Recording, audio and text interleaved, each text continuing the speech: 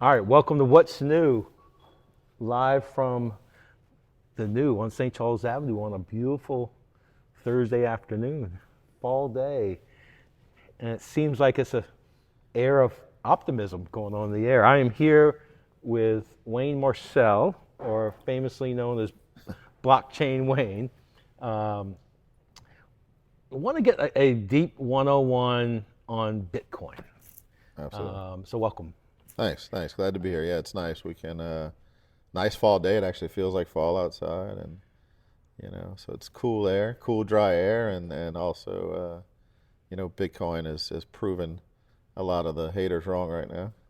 Well, that's always a good time to have a podcast when Yeah. it's going up. So, and I think right now it's at 98,300. So, Yeah. yeah, maybe on our conversation we'll push it beyond 100. But let's step back. Do me a favor for all of Yeah. us. What is Bitcoin 101? Like, what is a simple way to understand what Bitcoin is? It is at one. It's take the technology out. It's a currency that is not controlled by any single entity. It's hard money in terms of the supply is capped. So there's only going to be 21 million Bitcoin ever. There's never going to be any more. That is basically baked into the code. So there's never going to be. So, how is that possible? Tell me, explain that to some people. Like, how Just- can you say there's never more supply? Because it's built into the code, and you and I don't have to be coders. Any coder can go in and they can understand the way this code is designed, and it's set to generate new Bitcoin every roughly 10 minutes, what we call like a block time, give or take some time. But what happens is that supply gets cut in half every 4 years. So it wasn't like 21 million Bitcoin were available right away. Initially, when Bitcoin first launched, there was 50 new Bitcoin generated every block, and that those Bitcoin went to miners, which were basically the people that were not only running nodes on the network but verifying transactions and able to earn those rewards as they came out. Well, after roughly 4 or so years, it varies quite a little bit, but that supply got cut in half and half again and half again, and so eventually to where we are now. And so even though there's 21 million Bitcoin, it's going to take over 100 years to release all 21 million.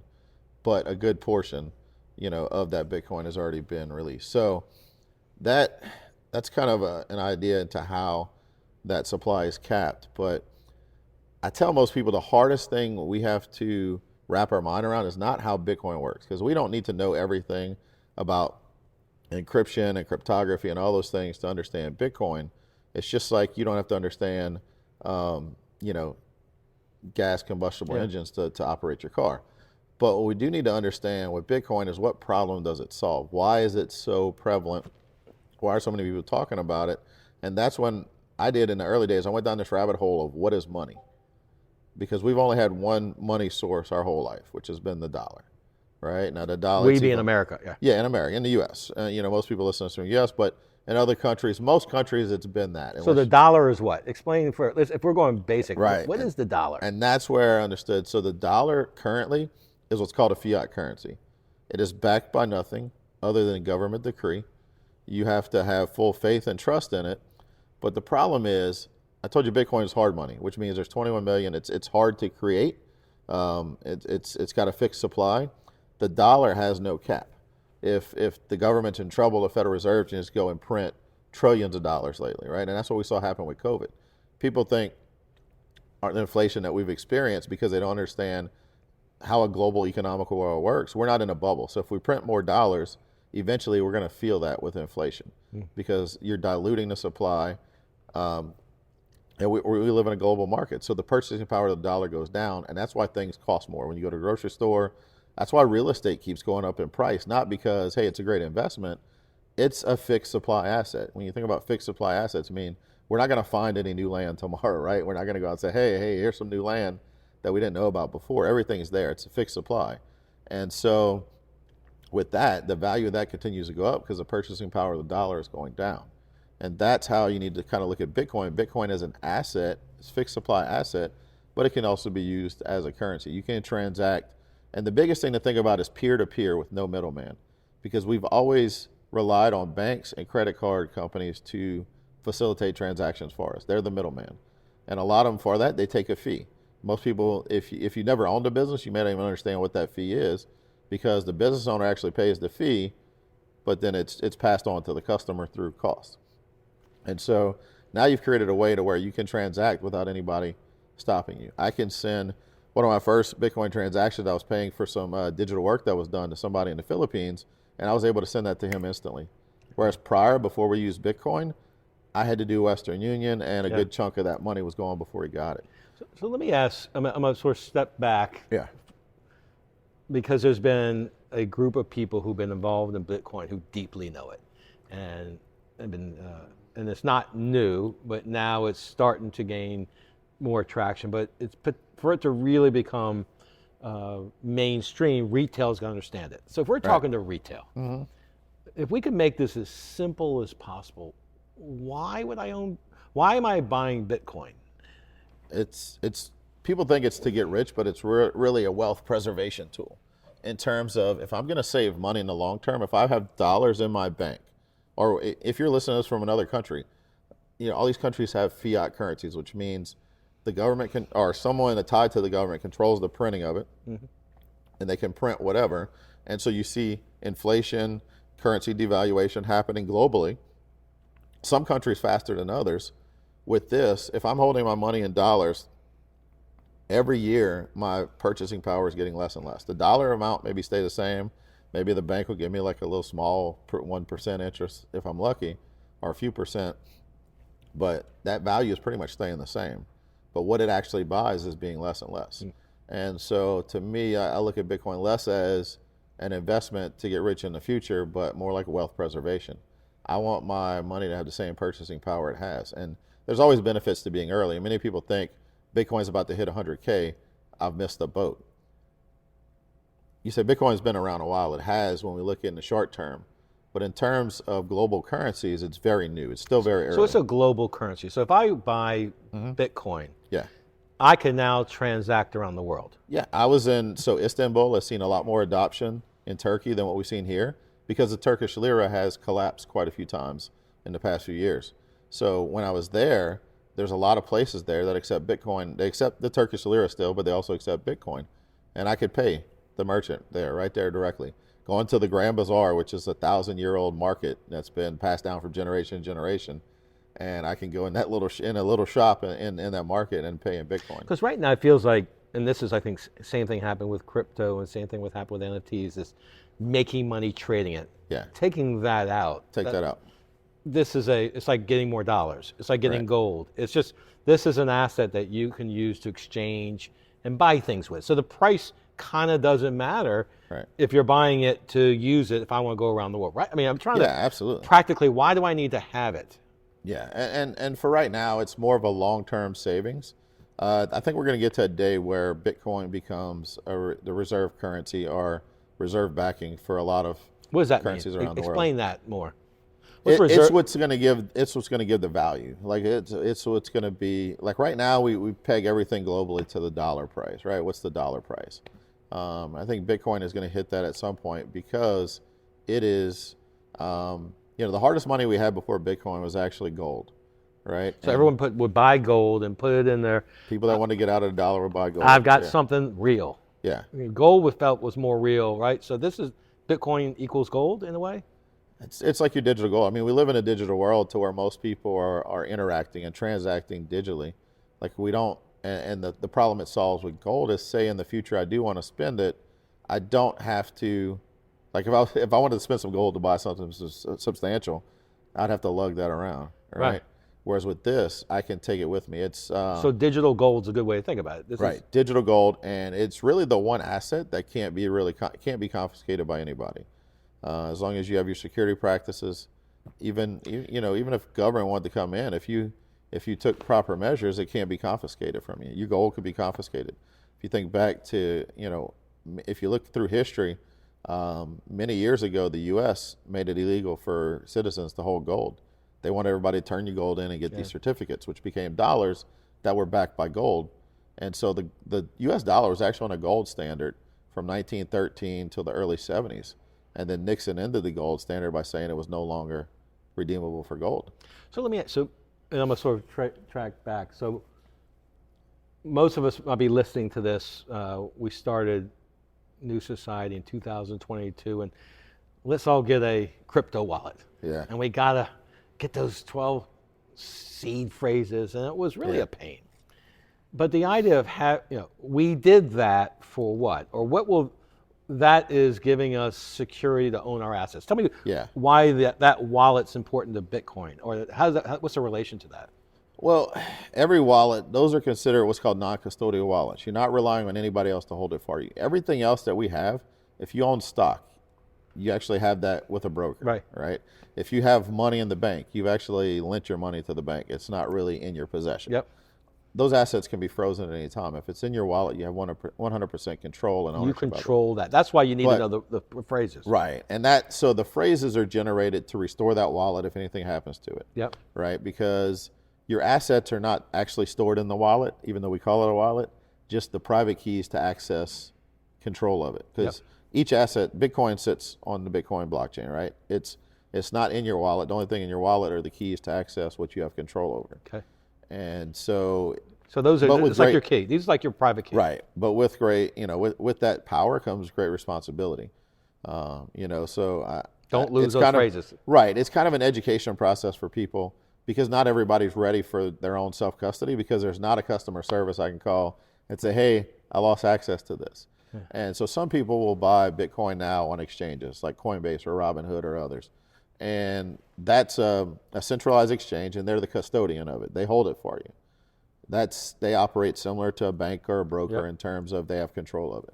And for people, it's best at some point to understand what you need to do for your own security to move it off of there. Yeah. Because of what happened with the FTXs and the Voyagers and Celsius, where people were expecting them to hold their cryptocurrency and be good stewards of it, and it just went away. So let me ask you, and this is not meant to be a political question, so taking politics out of it. Yeah. But after this recent election, what's the feeling now? There's a new administration coming in. Yeah. The market's telling us this is good for crypto. Yeah. What was happening to the past leadership group, and what's the feeling about the next one? Yeah. So the last leadership group was very hostile to crypto, anti-crypto, really hindering innovation, hindering companies just establishing themselves here. And if you think about it, economies flourish when new technology emerges. We embrace that. We can benefit from that as a country, as a state, as a city, everywhere. And it creates jobs, more money in the economy. And just imagine if we would have been restrictive on the internet when it came out, and Silicon Valley would actually popped up in another country instead of the U.S. There would have been a lot that would have been missed out on here. So we were restrictive. Right, and that's what's happening with crypto, with the current administration that's on the way out. The current head of SEC, Gary Gensler, companies that in good faith have been trying to work with him. One of them is even a publicly traded company, Coinbase. Like, they're actively being sued right now by the SEC when the whole time they're saying, this is new technology. The old laws don't really apply to it. Give us some framework we could operate under. And instead of providing that framework or guidance, they just did nothing and then slapped lawsuits against these companies like Coinbase. And that's uncertainty now. Uncertainty and fear. Yeah, Coinbase, Consensus. You look at Uniswap even, which is a decentralized exchange. Like they've come after them with lawsuits. So I've experienced it working in the industry now full time. Is a lot of times, a lot of our business, we travel to different conferences, and usually there's a lot of meetings and side meetings around those conferences. That's where people gather, deals are made, we find out about what's being built. And so where I used to travel a lot in the U.S., lately I've been out of the U.S. more than I've been in it because we got to go to Dubai and Thailand and Japan. And what's their adoption rate over there? Much higher. Dubai has lowered a lot of the restrictions. Now, here's the thing. You can't be a scammer and go to Dubai because their consequences are very serious. So it's not like you could be sentenced up to death in Dubai if you do something wrong, but at least there's framework where people can know they can establish a company, operate it. There's a lot of Americans that I know that are in Dubai right now because that's where they had to establish a company, because the last thing you want to do is set it up here where there's no clear framework, and then a year later they come and tell you your business is illegal. Yep. And slap you with a big fine, penalty, and shut you down. So that's how that it's been handled in the past. What you're seeing now is really just everybody coming into the new administration has seen this and been pro-crypto. And you started to hear it rumblings in the Senate and the House where they actually would bring in Gary Gensler to question him a few times because he was so hostile to the industry. So they realize that when we stifle innovation here, it goes elsewhere. One of the stories I've told for years, even before it got really bad here recently, was that if you think about the automobile industry, go back, the U.S. and Japan were the two major powerhouses in the automobile industry, right? Do you think of the U.K. as a automobile powerhouse? Mm-mm. They were a powerhouse in steamboats. When the automobile started coming on the scene, they passed these ridiculous regulations that you needed 3 people to operate a vehicle. You needed a driver, you needed a spotter to sit next to him, and then you needed a flagman to walk ahead to let people know that a car was coming. Mm-hmm. Ridiculous rules, we'll laugh at it today, but that hindered innovation over there. And the U.S. was able to capitalize and win in that, being the leader in that industrial race because they didn't stifle innovation.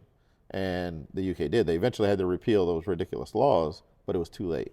And that's what we see happening with crypto. When you think about it, so the new administration has been very friendly to it. There's been a lot of talk about not only utilizing Bitcoin and crypto, but also creating a Bitcoin reserve. And so it makes us feel like we can operate in the U.S. The U.S. is still the largest capital market out there. And they also have owned 200,000 Bitcoin or more based off probably seizures. But they have a significant holding. So So do you see in the next 1 to 4 years, what do you see coming out of this administration? What does that mean for Bitcoin? Yeah, I think we're going to see they're going to put in common sense regulations, common sense guidelines. Like the part of the industry that should be regulated is anywhere where some third party is holding a user's assets, a customer's assets, right? That's where it should be. That's what happened with FTX. There was no oversight, and FTX was just blatantly stealing users' funds. It wasn't a crypto problem. It was just a straight fraud problem. And so that's where it should be. When it comes to code and innovation and being able to build tech, they should really lower those guardrails, but create some kind of framework so they at least know if I do this, it's not illegal. But Pennsylvania right now, I think, passed or is looking to pass some legislation where you can pay your taxes in Bitcoin. Yeah, there's been a few. When does that start to roll out where now states and cities are accepting Bitcoin? Are we going to see that? Yeah, you're starting to see that. I mean, Louisiana just announced recently, right, that you can pay a lot of different fees in Bitcoin, which was one of the first states to announce that, which was crazy because usually we're last. But I'm not sure if a lot of people realize that. Yeah, it just came out recently. But you're going to see all that. And just like when it comes to having Bitcoin in reserve, most countries don't want to be the first one to create a Bitcoin strategic reserve, with their treasury, but nobody's going to want to be the last, right? It's going to be like a race. And once it starts to happen. And it's the same thing for even companies, right? And even governments accepting it, you see this peer pressure starts to happen. Nobody wants to be that first to step out and say, hey, we're going to do this. Yep. But then once it happens, nobody wants to be the last one to do it. And so speaking of, it feels like a barrier right now is how hard it is. Yeah. And to get a wallet, to get the passwords, it's very, there's a lot of friction within that system. Is there anything or any talk about taking the friction out of it where my iPhone, I can put my face up and there's my wallet? What's the talk now? Yeah, there's been a lot of talk about that. Funny enough, with the iPhone thing, with Apple open source and some of its stuff, you'll start to see more crypto tools built into that. But outside of just that, I can think of most of the conferences I attended this year, and even a couple of the talks I gave, we can build the best tech in the world. It doesn't matter. If it's not simple to use, it's not going to get adopted. And if you notice a trend, I always go back and compare past adoption cycles of other tech, right? And the internet would not be where it was today if we didn't put layers on top of the internet. It made it super easy to use, right? To be able to navigate to a website before, you used to have to remember an IP address. Yeah. And now you just type in the website. Most people don't even know what HTTPS. So when do we get to that? When do we get to there in this? We're getting there, and that's been a big challenge for everybody this year, is that we've got to build tools that are simpler. And there are a few that I would recommend for a new person getting started. Obviously, if you're listening to this and you're like, I'd like to trade some of my dollars for Bitcoin and hold some Bitcoin, initially you want to start with your Coinbases, like the large exchange in the U.S. They're publicly traded. Yes, they hold your assets for you, but you can always withdraw when you're ready to take it off. And so you can buy, you can get started in accumulating Bitcoin. So it's pretty simple. You link a bank account, you can do a bank wire, you do by credit card. They give you different options. So that part is simplified. On the wallet side, there are a lot of wallets that are starting to make improvements in the user experience to where you may not even need those 12 seed phrases, those 12 seed words for the seed phrase, because that's just one way of encrypting your private key. There's other ways to do it. One of the wallets I always recommend for a new person getting started is called Edge Wallet. Edge. EDGE. Edge.app is where you can go and you can see the link to their Apple app or their Google app. And it's a simple process to set up. And they also use a protocol that we've built called FIO handles. FIO is a protocol that simplifies the user experience. So if anybody's ever tried to send Bitcoin or anything else, you know the current process is you've got to copy and paste those long wallet addresses. And then you got to hope you don't mess up when you're doing it. Yep. And then because if you mess up, your funds can be gone forever.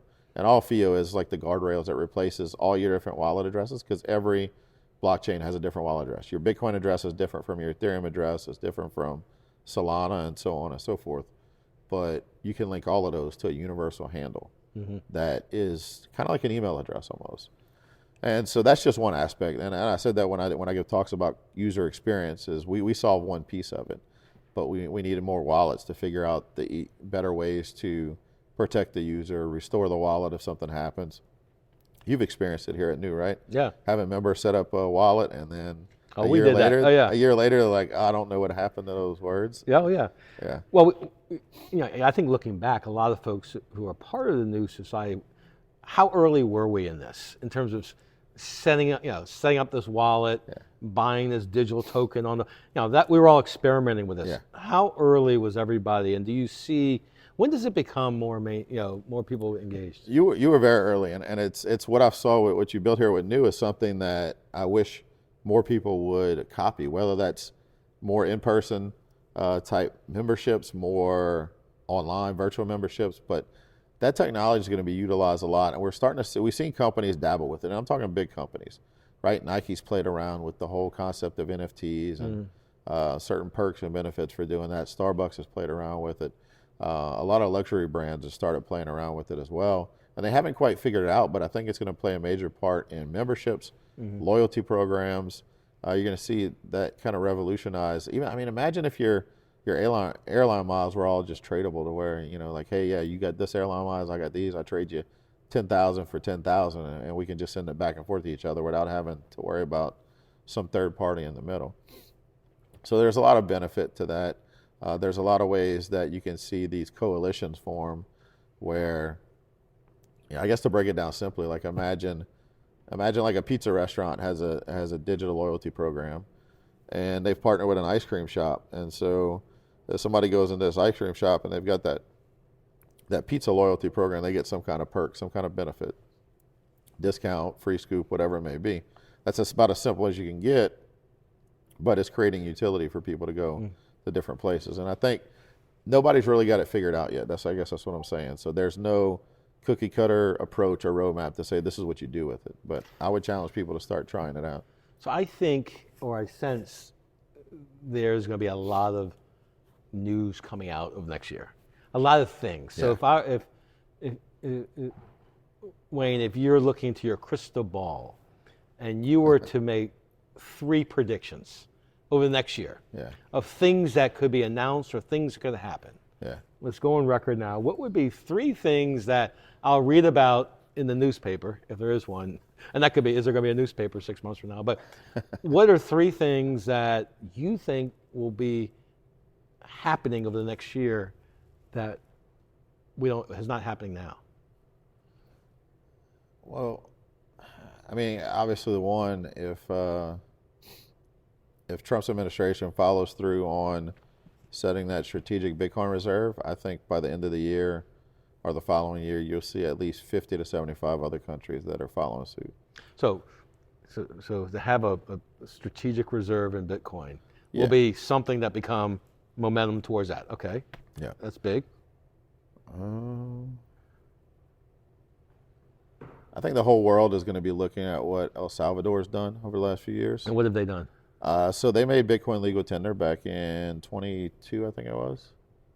Yeah, around September of 22, which basically meant, so El Salvador, their currency collapsed 20 plus years ago. Yep. And they were using the dollar.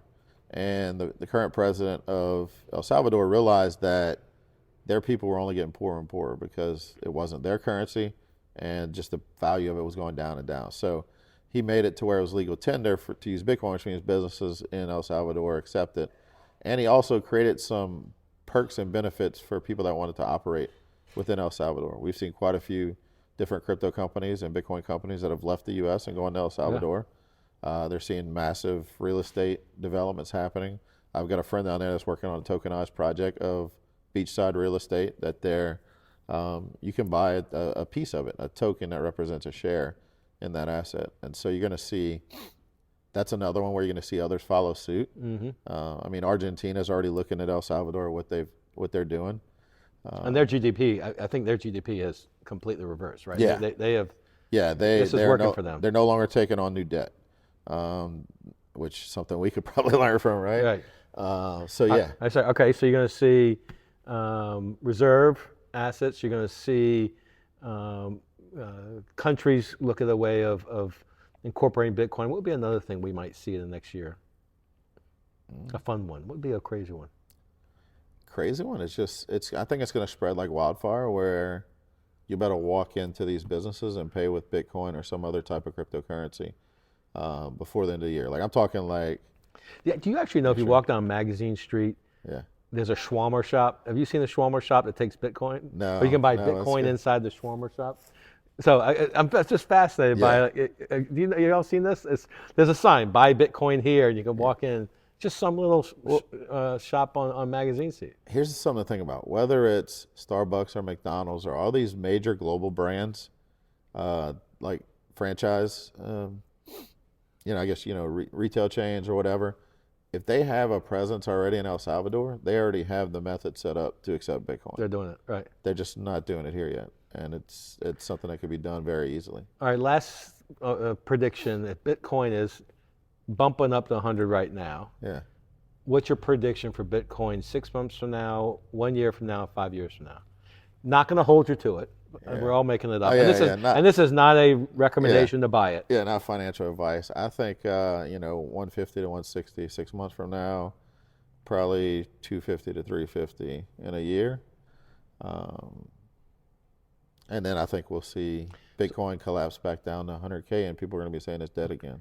Right. And then we're going to see another cycle go. But every time, we're in uncharted territory, so it's very speculative. A lot of people are investing off of that, and honestly, I wouldn't want people to dump their life savings into it right now. What I tell most people to do is I've been treating it like a 401k. I got involved in Bitcoin in 2016, bought my first few Bitcoin. Actually, had a Bitcoin ATM in Metairie. Yeah. And I was having trouble getting verified on Coinbase, so I just went to this ATM with some cash. I cashed out a bad stock investment, and that was my main entry. But then in January 2017, I set up a weekly recurring buy. At the time, it was $50. Every Friday, $50 was automatically buying Bitcoin, no matter what the price was. Yeah. And that's probably been my best performing, outside of that initial purchase, that's been my best performing method because it's been buying no matter what the price is. And I treat it like a 401k, you hear, just like you hear stories of people that work for a company for many years and then they look at their 401k like, wow, got quite a bit here. And that's kind of how I look at this. And that way when the price goes up or down, it's like I can be excited when it's up. I don't really panic when it's down because I know no matter what, I'm accumulating. Well, you talk to people who know or do more research. We're not trying to sell it. You're accumulating it. This is not you hold on to it. Well, if you learn from what wealthy people do is they accumulate assets and they borrow against those. If the dollar is inflating at a certain rate, instead of selling my Bitcoin, I'd rather borrow against it because whatever I'm going to pay in interest, I'll make more off of that Bitcoin appreciating, right? Yep. And that's how people need to start thinking. They just think, oh, it's Bitcoin. Can I pay for it? What can I buy with it? And instead start thinking from that, think of accumulating assets and wealth. There's one of the members here, Craig. I mean, he was very big into real estate as well. When he realized, the potential of Bitcoin as an asset, asset accumulation, he doesn't have all the overhead anymore. I mean, he converted his real estate holdings to Bitcoin because he doesn't have to worry about tenants. He doesn't have to worry about insurance and damages and all this other stuff. And so when people start looking at it as an asset, and you realize that's how wealthy people look at it. They accumulate assets. When they have money, what do? They'll buy companies, they'll buy real estate, they'll buy things that'll appreciate in value. And that's the whole Art, thing about yeah, this. art, Right. yeah. So start thinking about something that could appreciate in value, especially while we're thinking in dollars, because a lot of money's been printed recently. We printed more money in the last 4 or 5 years as a country than we had in the last, I don't know, what, 200 years combined, really? So So if you're looking to take your dollars and to find other assets to diversify away from your dollars, you can buy stocks, you can buy real estate, you can buy art, and you can buy Bitcoin. Yeah. It's another asset to consider and do your research. Okay, last question. If someone wants to learn more about Bitcoin or blockchain or anything, what do you believe are the best resources to research all this? one of the best things they could do initially, go to bitcoin.org and read the white paper. It's not very long. Yep. But they can kind of understand what the whole premise was behind it. Now, the white paper is what was released before the Bitcoin network started by this anonymous figure, Satoshi Nakamoto. And you know who it is, right? No, I wish I did. I have a few ideas. I don't think he's alive anymore. Yeah. Which is good. But, one of the best things he did was kind of, or he, she, they, whoever it is, was walk away, because it's truly like no one person can control it. Yeah. And even if he was around, he couldn't control the network, but he could influence what happens with it, right? Yeah. So that's one thing. So start there. If you get into YouTube, I always direct people to Andreas Antonopoulos. Okay. The letter A, Antonop, is kind of how his YouTube channel is. Yep. He hasn't put up much new stuff recently, but he's done a whole ton of stuff on Bitcoin. He's got some basics videos, which is really great. And then outside of that, funny enough, I've helped a lot of companies over the years when I was kind of dabbling part-time in the industry before I went full-time. And I've helped a lot of companies build educational tools and products, because my whole pitch to them was always, there's only so many people already in Bitcoin and crypto. At some point, you got to teach new people the basics. Yep. And so we've did that, me and a few others, we've done that for years. And we're actually decided, like, we're launching like a free community here in the next few days, just because every time the market gets like this, I kind of ignore it, but my phone just blows up from everybody I've talked to in the past. Yep. That didn't listen. Like Like hey, me. I think. Hey, can you help me? Can you do this? And it's like, I only have so much time. And so, we're going to point, and all we're going to do, we create our own content, but we also point people to a lot of good content, like Andreas Antonopoulos, Michael Saylor, some others that put out really good because there's so much noise in the space, and you're going to have all these people start come out as these crypto influencers when the market gets hot, and they always disappear when things get tough, when the market's down. And so I would just say, you can follow me on most social medias on Blockchain Wayne, and we're going to be announcing that it's going to be a free to join community. Yep. There'll obviously be some premium stuff, but that's really, if somebody wants us to dedicate an hour with them, we got to, someone on our team will have to be paid for their time. But that's really the best way to go. Start with Bitcoin, start understanding that, because then you have a starting point to go off of. And even when I have people start with Bitcoin, I really tell them start with learning the history of money. And that's how we're going to, navigate people. Yep. Look at the history of money and where we are to where we are now, because we get so blindsided, we only think about money in our lifetime. And so look back at that, and then you understand what Bitcoin is, and you realize everything outside of Bitcoin is more of a gamble. It's more risky. It's not as decentralized. There's a lot of great tech that's being built, but there's also a lot of garbage, a lot of crap. I mean, you and I, if we wanted to launch a token right now, we could go on a computer. There's even websites that have made that easy, right? If I want to go launch a meme coin on Solana, we can launch it in 20 minutes. That doesn't mean it's going to have any value or be worth anything. So once you understand, And that's a completely different game. Right. That's why I tell people start with Bitcoin. Go to the ponies. If you don't go to the ponies and play the ponies, you can do that. Right. And it's all about understanding your risk. Yeah. Right. Have I put money in meme coins? Absolutely. But I know that just like if I'm playing a game of poker and I lose what I brought to the table with, I'm not heartbroken. It's the same way I look at those. And the problem with that, too many people jump into those risky plays, don't understand the risk they're taking, and then when they lose the 5 or 10K that was like their savings that they couldn't afford to lose, they panic and crap, I lost my money in crypto. And so that's why I always tell people, you have to start with Bitcoin, understanding money, understanding Bitcoin, and then at some point you may be ready to start playing around with that. And then you get your wallet, you get your password, you learn how to use this thing. Then at some point you can play. Yeah. And you also host things here at the Nieux sometimes. So we host things at the Nieux. There's actually, and this is a challenge, no matter where you are in the U.S., look for meetup groups. There's a Bitcoin meetup group happening once a month here. Raina and myself, we put on what's emerging tech workshops, which we're going to go into the basics once a month, into whatever people may have questions around. And that's something that we're going to offer. Those are open for free. So look in your area, see what's going on. If you're in New Orleans, definitely check out what's happening at the Nieux, because you've got at least 2 events each month that you can learn on.